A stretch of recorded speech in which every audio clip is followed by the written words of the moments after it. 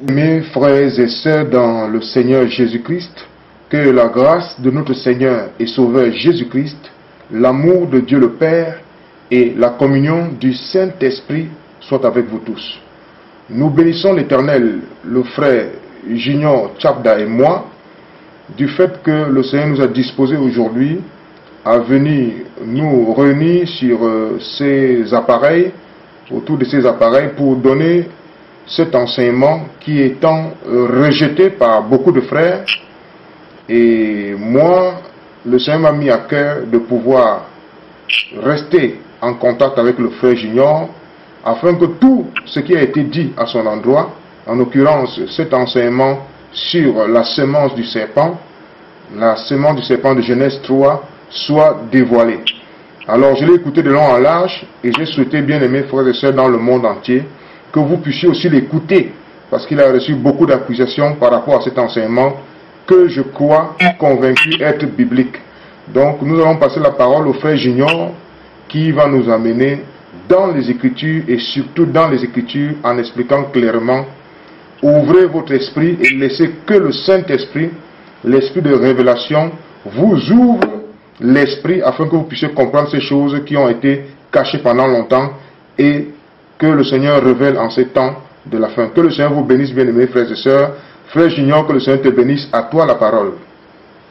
Que le Seigneur te bénisse, mon frère Martial. Que le Seigneur bénisse tous les bien-aimés frères dans le monde entier qui écoutent dans différents médias que le Seigneur a ouverts à cette fin de temps, y compris par exemple les télévisions qui bénissent beaucoup de personnes qui me bénissent également.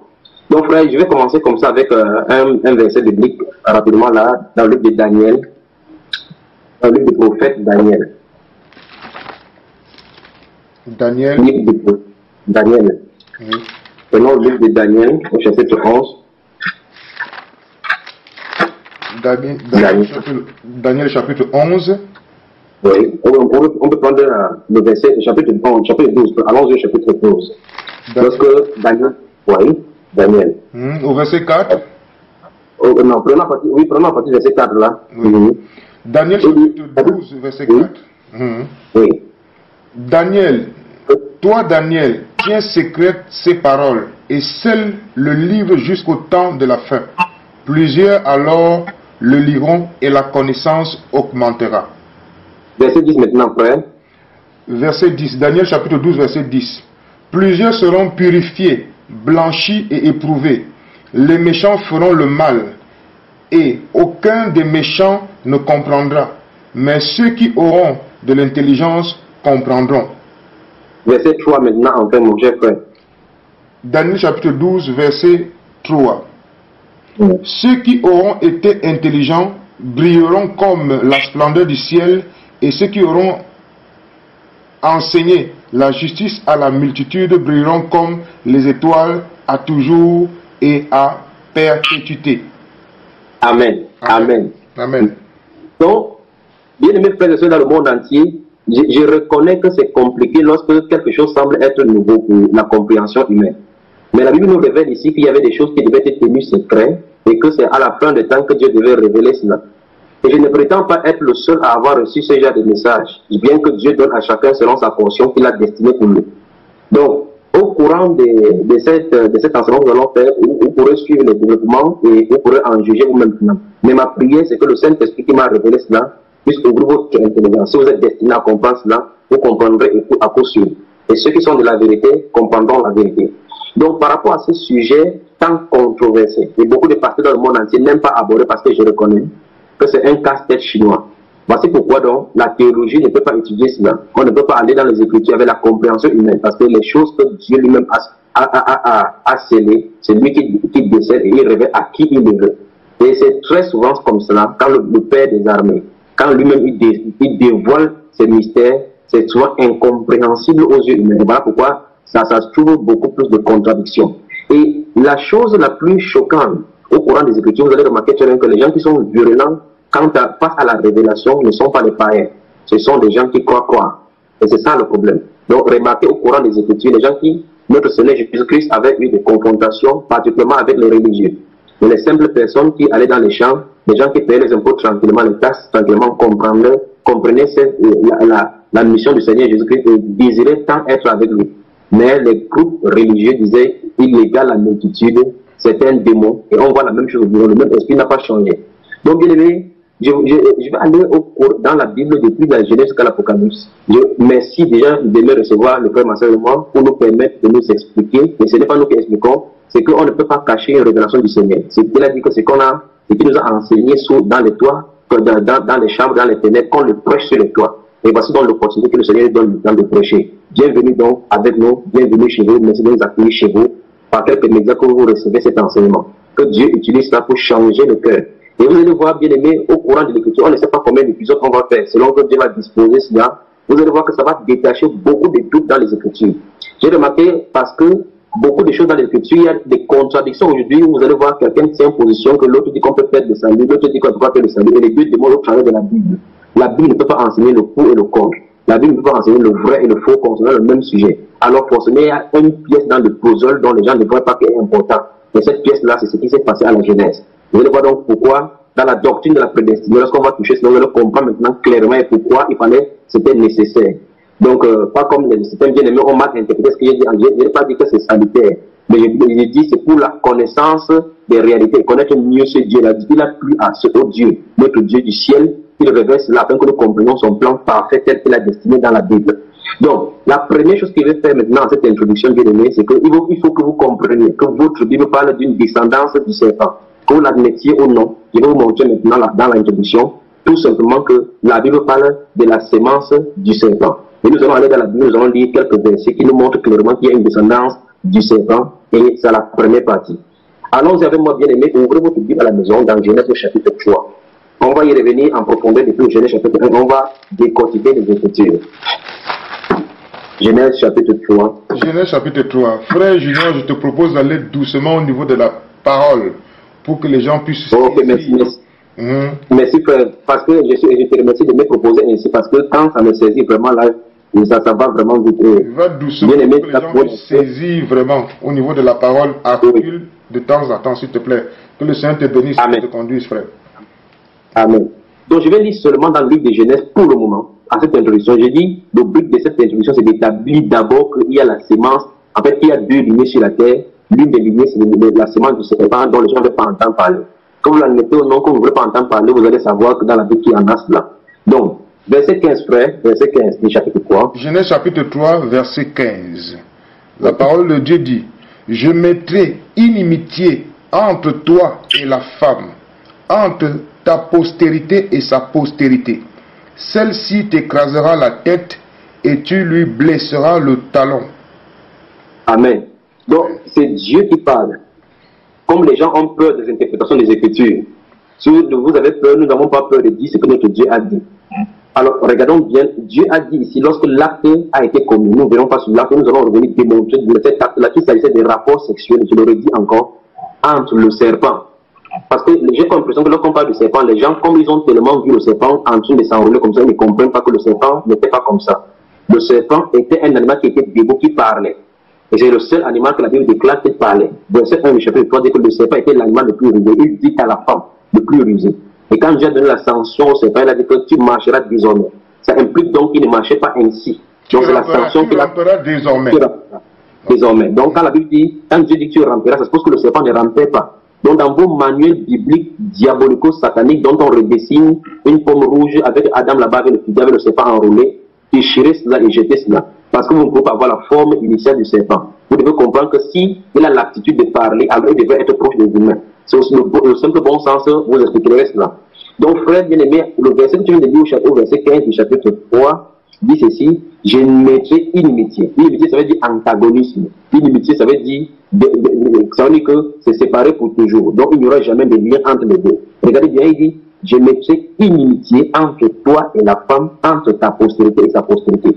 Dans d'autres versions, on dit que c'est ta sémence. Voilà là où le bas blesse. Donc, dans d'autres versions, on dit, je mettrai inimitié entre toi et la femme, entre ta sémence et la sémence de la femme. Et la sémence là, écoutez très bien, bien aimé, écoutez très bien, a la connotation des spermatozoïdes. J'espère que ça va vous choquer, mais c'est vrai.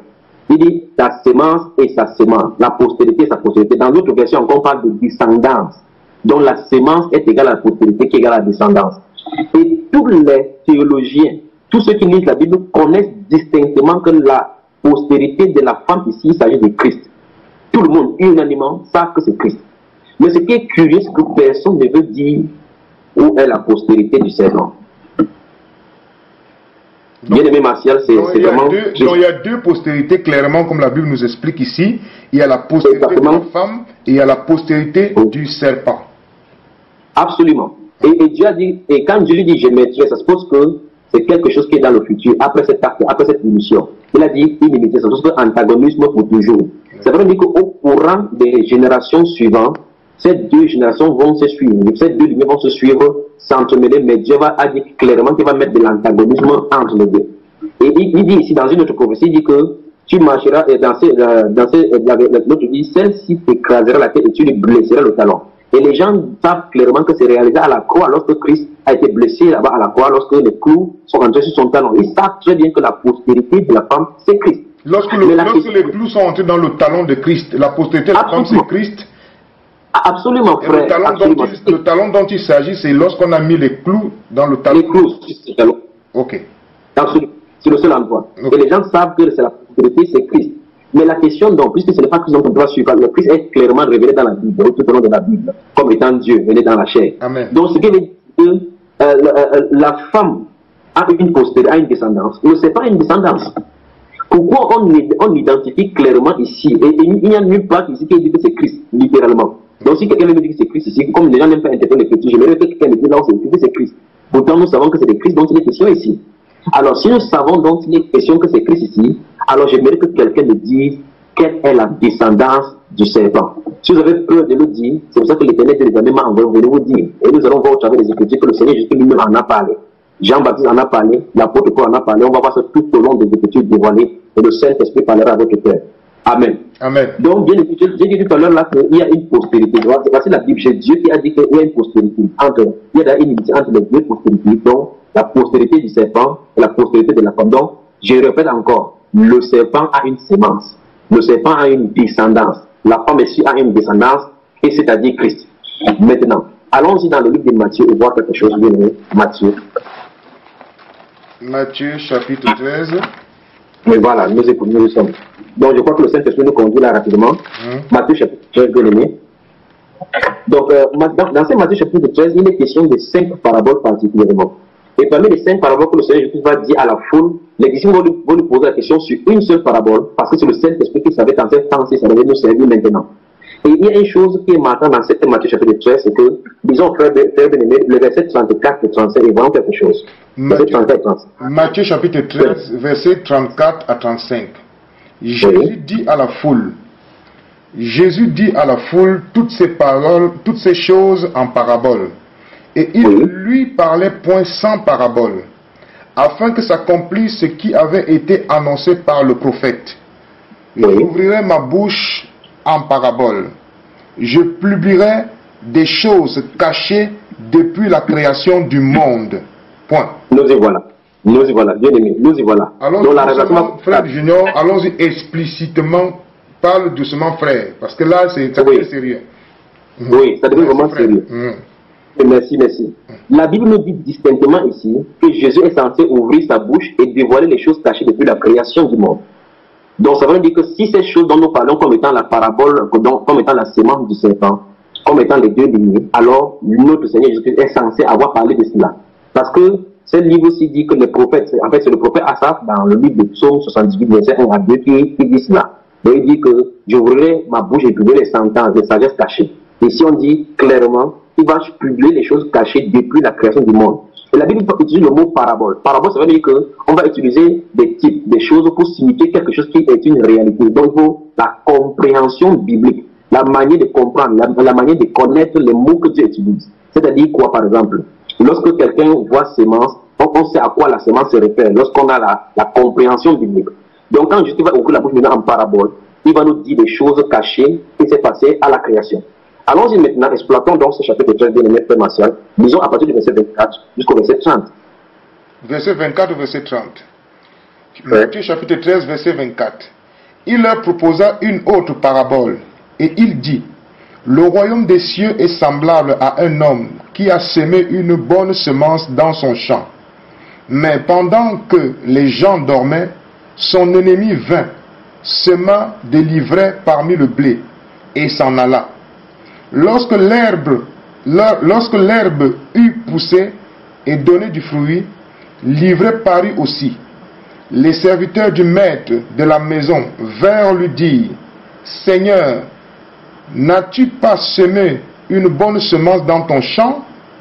D'où vient donc qu'il y a de l'ivraie? » Il leur répondit, « C'est un ennemi qui a fait cela. » Et les serviteurs lui dirent, « Veux-tu que nous allions arracher? » Non, dit-il, de peur qu'en arrachant l'ivraie, vous ne déracinez en même temps le blé.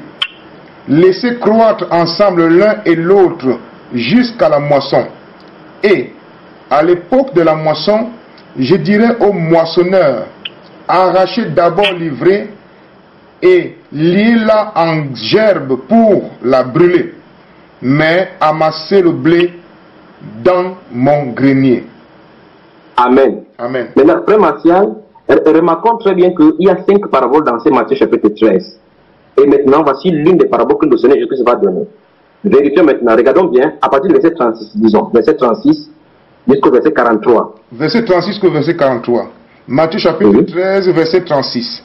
Alors il renvoya la foule et entra dans la maison. Ses disciples s'approchèrent de lui et dirent, « Explique-nous la parabole de l'ivraie du champ. » Il répondit, « Celui qui sème la bonne semence, c'est le Fils de l'homme. Le champ, c'est le monde. La bonne semence, ce sont les fils du royaume. L'ivraie, ce sont les fils du malin. L'ennemi qui l'a semé, c'est le diable. La moisson, c'est la fin du monde. Les moissonneurs, ce sont les anges. Or, comme on arrache l'ivraie et qu'on la jette au feu, il en sera de même à la fin du monde. Le Fils de l'homme enlèvera ses anges, enverra ses anges, qui arracheront de son royaume tous les scandales et ceux qui commettent l'iniquité. Et ils les jetteront dans la fournaise ardente, où il y aura des pleurs et des grincements de dents. Amen. Amen. Donc, frère, nous voyons ici, et plusieurs prédicateurs, lorsqu'on prêche par exemple contre le faux pasteur et autres, les gens nous disent non, le Seigneur dit que laissez-les croire ensemble. Ils reconnaissent par là que, au milieu des prédicateurs, les faux se sont glissés. Et nous voyons très bien un type clair, parmi les 12 disciples de Jésus-Christ, un faux qui s'était glissé.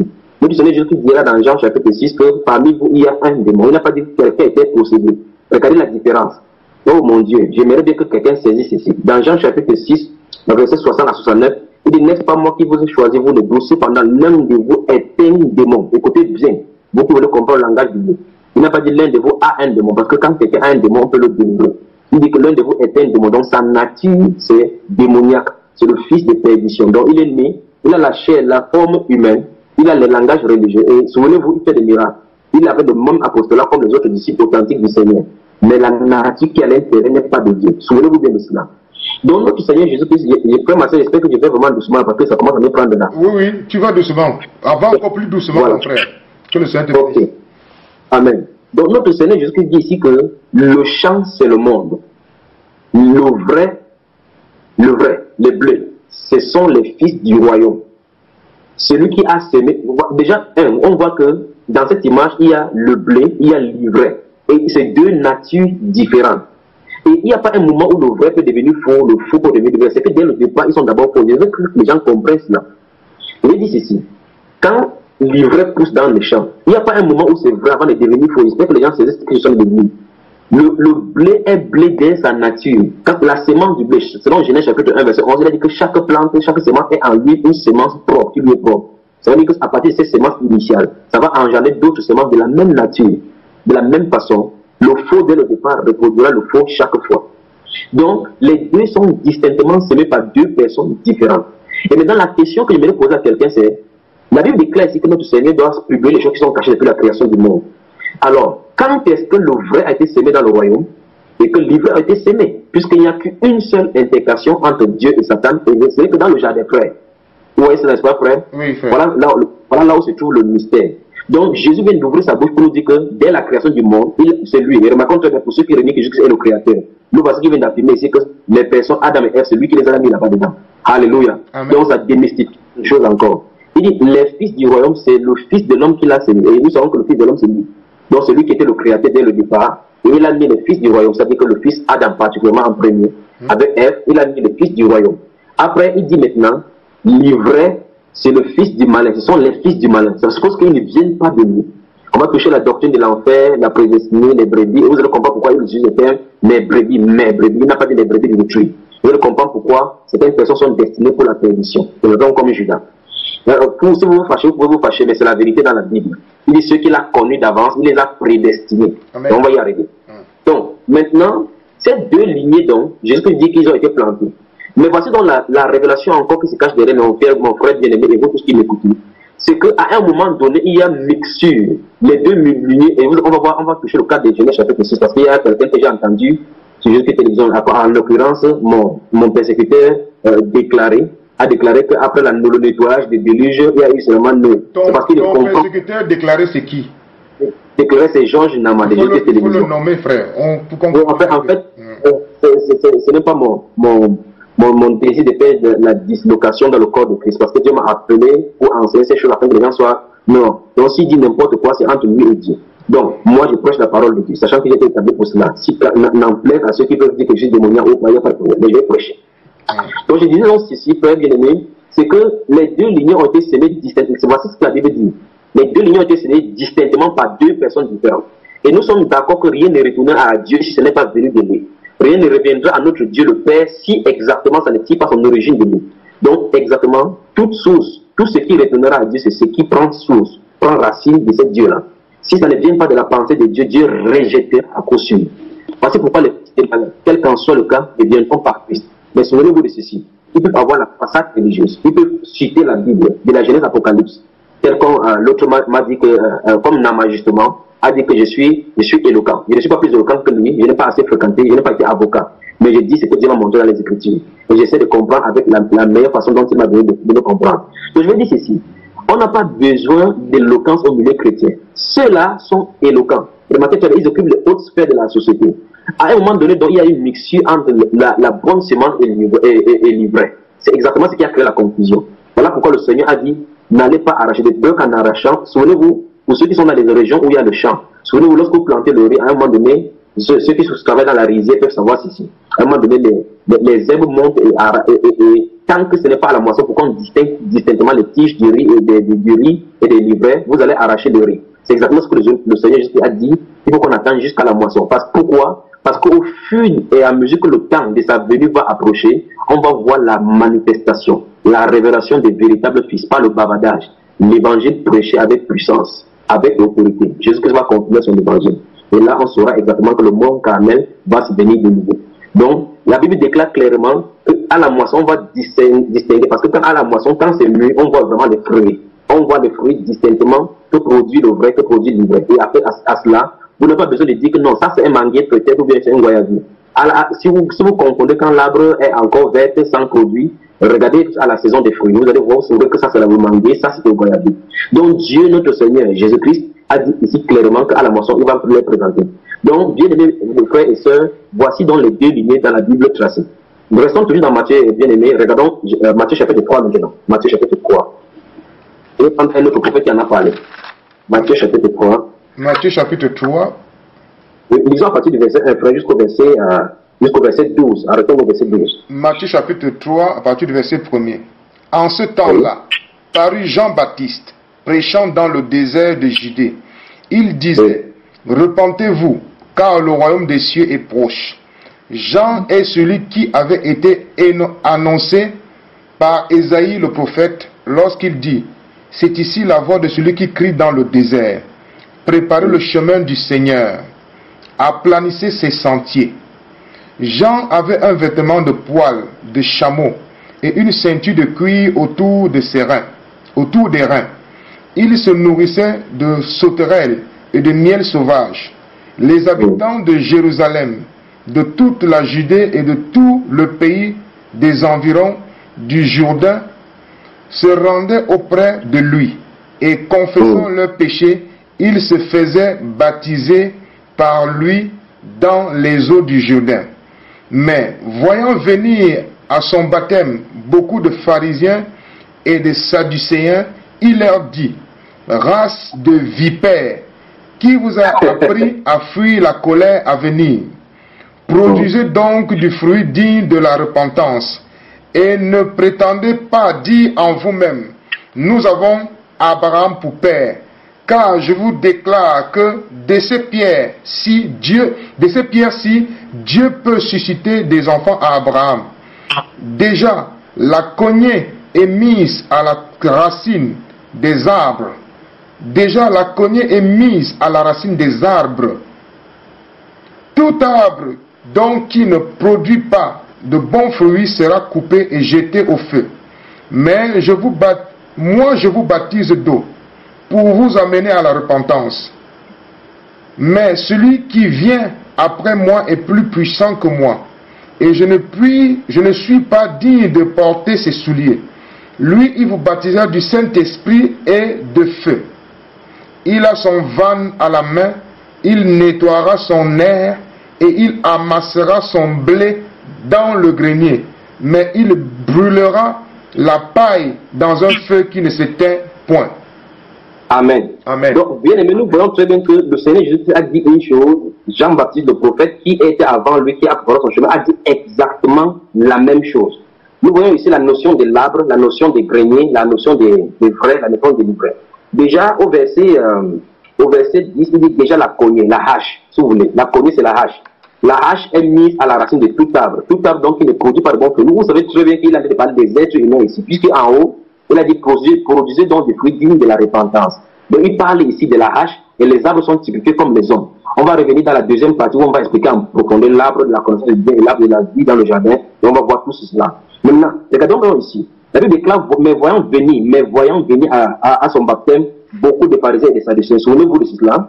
Si vous lisez Luc chapitre 7, le verset 30, la Bible déclare que les pharisiens et les docteurs de la loi, en essai faisant pas baptiser le baptême des gens, ont rendu nul et fait le dessein de Dieu dans l'œuvre.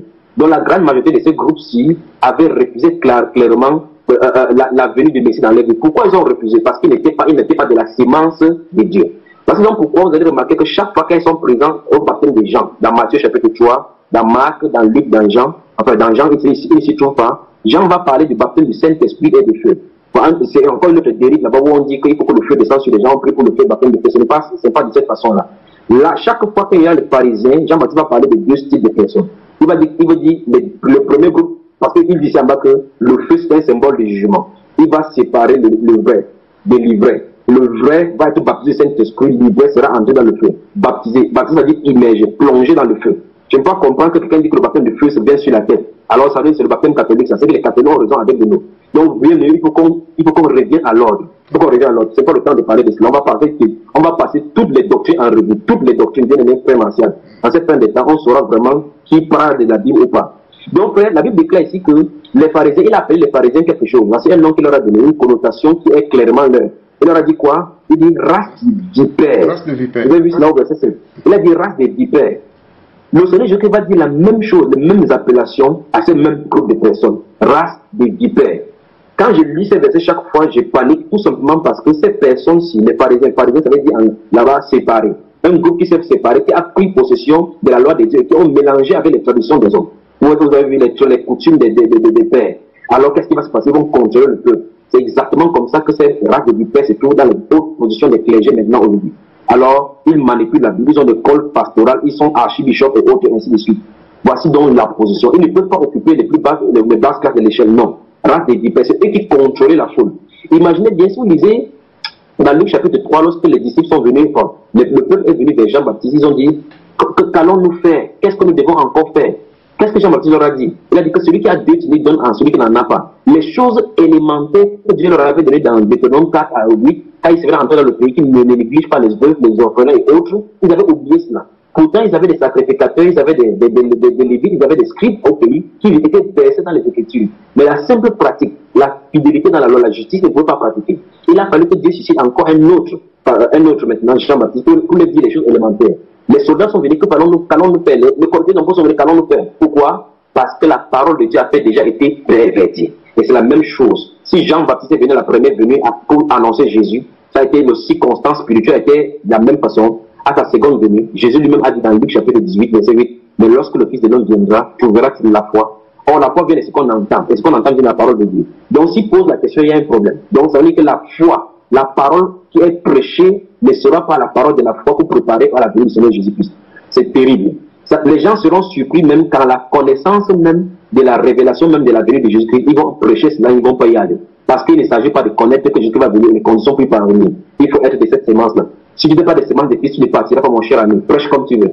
Donc voici donc les pharisiens qui connaissaient cela. Souvenez-vous, quand Jésus est né dans le chapitre 2, quand les mages vont venir voir à Jérusalem en disant que où est votre roi, le roi des Juifs qui est né, tout Jérusalem a été bouleversé. Alors Hérode va appeler tous les scribes. Les scribes, ce sont ceux qui ont versé les Écritures. Ils vont leur demander est-ce qu'à cette temps il va naître? Il dit oui. Parce que la parole dit que c'est en Judée, en Bethléem, à Juda, en citant Michée. Donc ils connaissent exactement l'Écriture. Mais qu'est-ce qu'ils vont faire? Il va naître plusieurs années après, plus de 30 ans, ils vont venir et c'est eux qui vont les crucifier. C'est terrible. Donc, bien-aimé dans le Seigneur, voici encore la même lignée qui est présentée ici. Deux groupes de personnes se présentent au baptême. Il y a l'autre qui sont des descendants d'Abraham. Et remarquez très bien ce que Jean-Baptiste va leur dire. Il va dire, ne mettez pas à vous dire que vous êtes des fils d'Abraham. Si vous lisez Jean chapitre 8, c'est exactement ce qu'ils vont dire à Jésus. Nous avons Abraham pour père. Jésus va leur dire que si vous avez Abraham pour père, vous accomplissez les œuvres d'Abraham. Il dit que vous avez pour votre vrai père, c'est le diable. Le Seigneur ne badine pas. Donc il y a une lignée de diables sur la terre, il y a une lignée de fils de Dieu.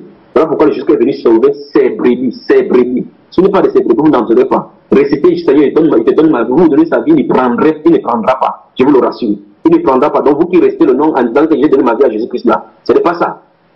J'espère que vous me saisissez.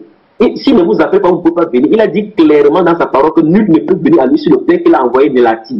Tant que vous n'êtes pas attiré, c'est-à-dire que si la semence, en fait, vous expliquez cela avec l'aimant et le closon, vous venez avec le fer.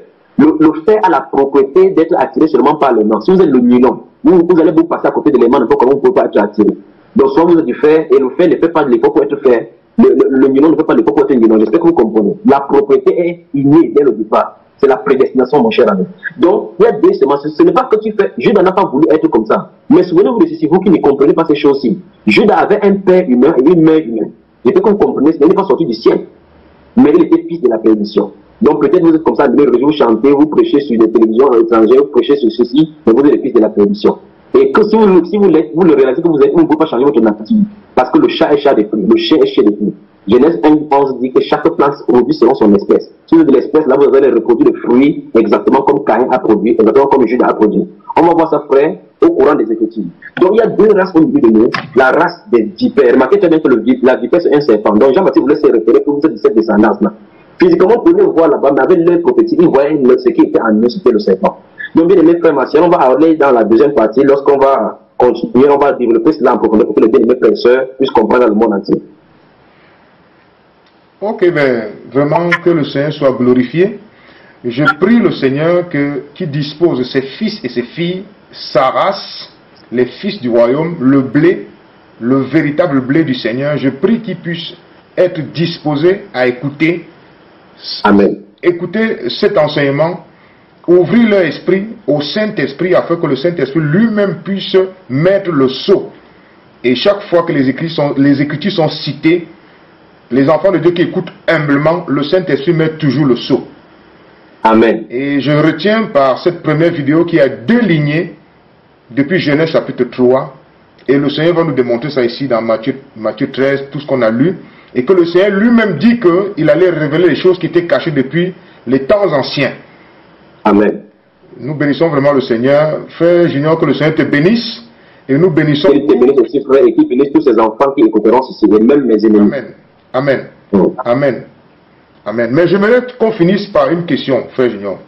Quand le Seigneur allait annoncer la parole dans Marc, je crois, Marc 15-16, allez annoncer la parole à toute la créature. Ceux qui croiront, qui seront baptisés, seront sauvés. Mais pourquoi, quel est le but du fait que le Seigneur laisse qu'on annonce quand même la parole à toute la créature? Bonne question, frère, bonne question. La parole de l'évangile a deux buts. Ramener les brebis à la maison, proclamer la condamnation sur les autres. C'est aussi simple que possible. Donc, remarquons très bien, quand le Seigneur Jésus, si on prend le cas par exemple de Lazare, quand le Seigneur Jésus a ressuscité Lazare, il y avait deux groupes. Alors beaucoup crurent en lui et d'autres sont allés de l'autre côté, donc il faut qu'on le tue. La même parole a été sortie, les groupes se sont séparés. Donc, frère, il n'y a qu'un seul but. En fait, voici la révélation. La parole, quand ça sort, c'est parce que nous, humains, nous ne connaissons pas ceux qui sont destinés à cela. Quand ce n'est pas cela qui est donné, quand on ne prêche pas la parole de Dieu, parce que beaucoup de personnes disent que non, comme c'est prédestiné, on reste comme ça, non. Nous sommes les assistants du royaume, on va prêcher et le filet va être lancé. Souvenez-vous de la parabole avec le poisson, le royaume de Dieu avec le poisson. Lorsqu'on pêche le poisson, il dit qu'on va mettre le maquereau à part, on va mettre le crabe à part. Le crabe ne fait pas l'effort pour être crabe, le maquereau ne fait pas l'effort pour être maquereau. Si dans la pêche, on cherche le maquereau, c'est lui qu'on va pêcher. Donc, Dieu lance le filet de l'évangile pour prêcher ses enfants à lui. Si vous n'êtes pas de ses enfants, vous ne pouvez pas y être. Donc, le problème, c'est que c'est toi et moi qui prêchons l'évangile et tous les autres qui prêchent l'évangile dans le monde entier ne savent pas exactement qui est destiné. Nous prêchons par le Saint-Esprit amène ce qu'il doit amener. Et par-dessus tout cela, c'est remarquable que dans cette parabole de filet, lorsqu'on lance le filet, on ne pêche pas toujours le poisson qu'on veut. On pêche ces poissons avec d'autres poissons. C'est ainsi qu'on lance l'appel à l'évangile. Beaucoup de personnes viennent avec l'émotion, comme Judas vient dans le groupe. Et puis, c'est ce genre de personnes qui peuvent causer des troubles parmi les frères. Parce que le Saint-Esprit, c'est l'esprit de paix, c'est l'esprit de vérité, c'est l'esprit de consolation, c'est l'esprit de douceur. Le Saint-Esprit ne crée pas de division. Donc, alors on peut regarder ce genre d'esprit parce qu'il a dit, notre Seigneur Jésus-Christ a dit encore par rapport aux fruits, par rapport à l'arbre, dans Matthieu, c'est à leur fruit qu'on va reconnaître l'arbre. Et l'arbre, c'est symbolisé par les hommes. Donc, frère bien-aimé, pour répondre à ta question aussi simplement, l'évangile est prêché pour amener des gens dans le royaume et proclamer le jugement pour les autres. Amen. Amen. Donc vraiment que le Seigneur te bénisse. Je ne sais pas si tu as quelque chose à dire pour annoncer la prochaine vidéo.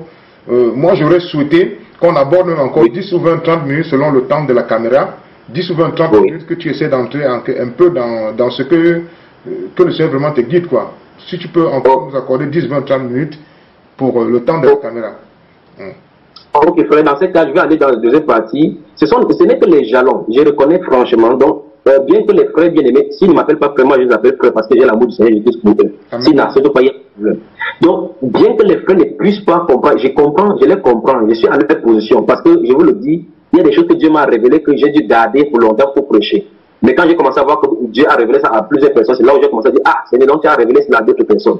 Et ça fait depuis, écoutez très bien, pour mon cher Nama et Georges qui croient peut-être que ça venait de l'enfer. C'est depuis 2009 que je prêche cela. C'est depuis 2009 exactement. Tu as posé la question par rapport à ma conversion et d'autres personnes ont posé la question. Je vais te répondre dans la vidéo suivante. Mais pour le moment, je vais seulement te répondre à certains aspects. Je veux que tu comprennes que c'est depuis 2009 que je prêche cette doctrine et je n'ai pas changé de doctrine depuis parce que c'est le Saint-Esprit qui m'a révélé cela.